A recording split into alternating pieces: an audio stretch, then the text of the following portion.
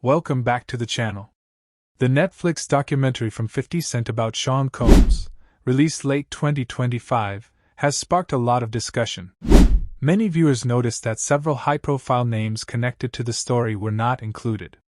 Katt has commented on this in interviews and online, offering his perspective on why those names were left out.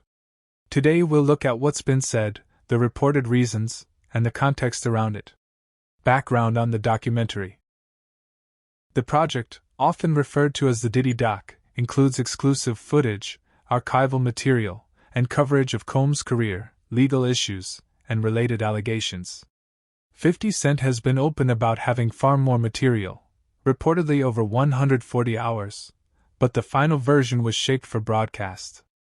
After release, online discussions quickly focused on the absence of certain celebrities who have been linked to Combs over the years through rumors or public associations.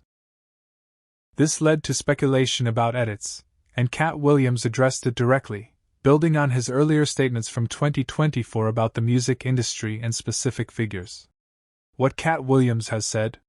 Katt has long positioned himself as someone who speaks openly about behind-the-scenes dynamics in entertainment.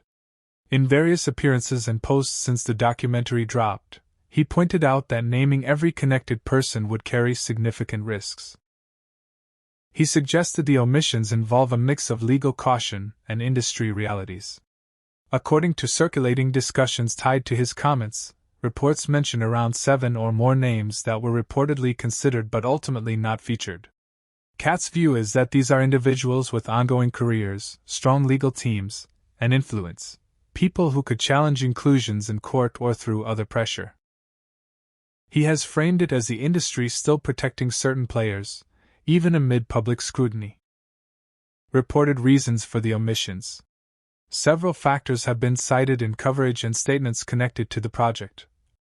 First, legal considerations, including potential defamation claims, are a primary concern for any platform like Netflix.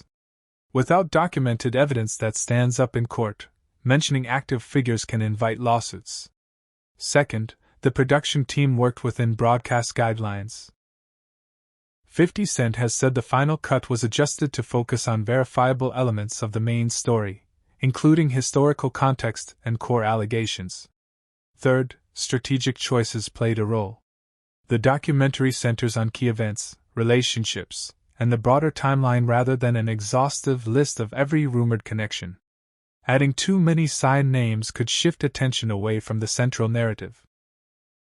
Additionally, there are indications that more material exists and could surface later, possibly in follow-up content.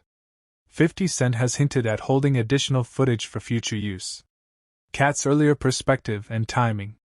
What stands out is how much of this aligns with what Katt said well before the documentary aired.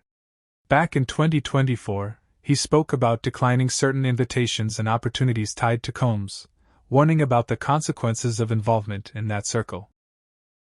His recent comments on the omissions feel like a continuation of that viewpoint.